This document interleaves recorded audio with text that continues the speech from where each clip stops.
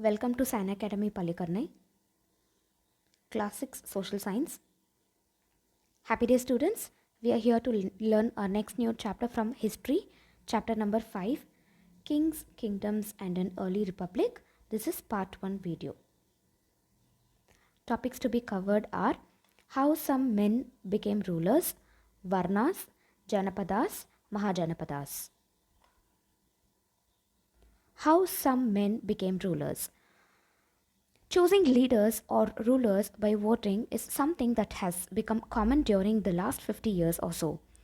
How did men become rulers in the past? But around 3000 years ago, we find some changes taking place in the ways in which Rajas were chosen. Some men now became recognized as Rajas by performing very big sacrifices. The Ashwamedha or the horse sacrifice was one such ritual. A horse was let loose to wander freely and it was guarded by the Raja's men. If the horse wandered into the kingdom of other Rajas and they stopped it, they had to fight. If they allowed the horse to pass, it meant that they accepted that the Raja who wanted to perform the sacrifice was stronger than them. These Rajas were then invited to the sacrifice, which was performed by specially trained priests who were rewarded with gifts.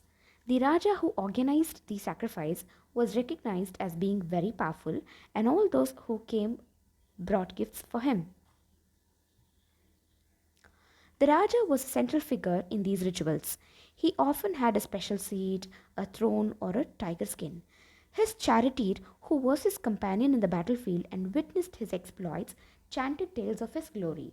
His relatives, especially his wives and sons, had to perform a variety of minor rituals. The other Rajas were simply spectators who had to sit and watch the performance of the sacrifice. Priests who performed the rituals, including the sprinkling of sacred water on the king. The ordinary people, the Vish or Vaishya, also brought gifts. However, some people, such as those who were regarded as Shudras by the priests, were excluded from many rituals. Varnas.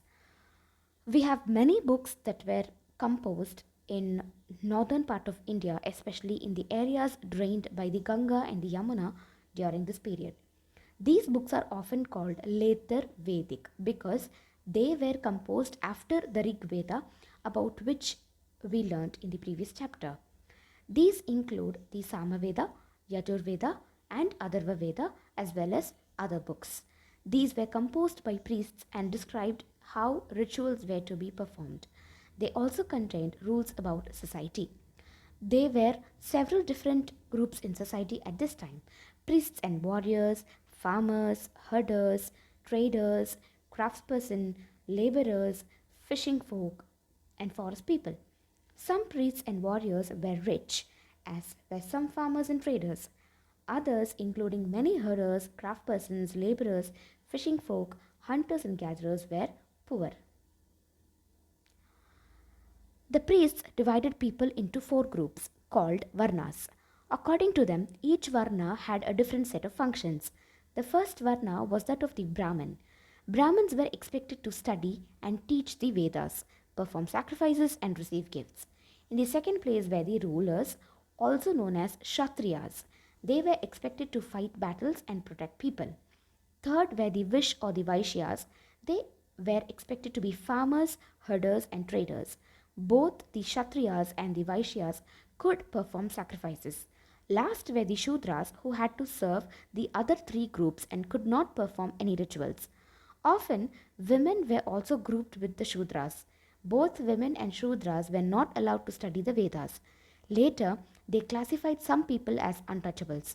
These included some craftspersons, hunters, and gatherers, as well as people who helped perform burials and cremations. The priests said that contact with these groups were polluting. Many people did not accept the system of Varna laid down by the Brahmins. Some kings thought they were superior to the priests. Others felt that birth could not be a basis for deciding which Varna people belonged to. Besides, some people felt that there should be no differences among people based on occupation. Others felt that everybody should be able to perform rituals, and others condemned the practice of untouchability. Also, there were many areas of the subcontinent, such as the northeast, where social and economic differences were not very sharp and where the influence of priests was limited. Janapathas. The Rajas who performed these big sacrifices were now recognized as being Rajas of Janapathas rather than Janas. The word Janapatha literally means the land where the Jana set its foot and settled down. Some important Janapathas have been observed by the archaeologists, excavated a number of settlements in these Janapathas, such as Purana Kila in Delhi, Hastinapura near Meerut, and Atranjikera near Etha.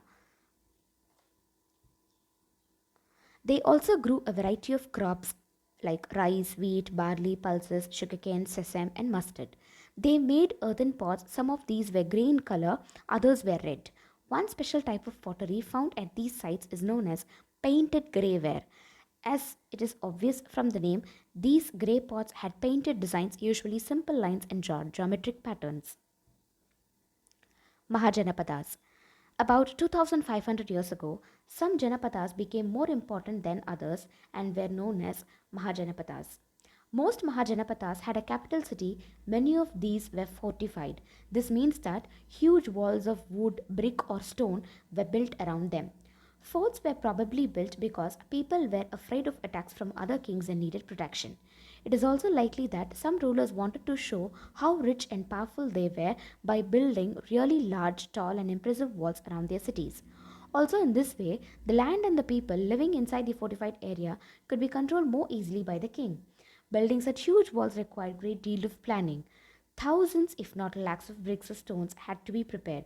This in turn meant enormous labor provided possibly by thousands of men, women, and children. And resources had to be found for all of this. The new Rajas now began maintaining armies. Soldiers were paid regular salaries and maintained by the king throughout the year. Some payments were probably made using punch marked coins. This is end of part 1 video. Thank you.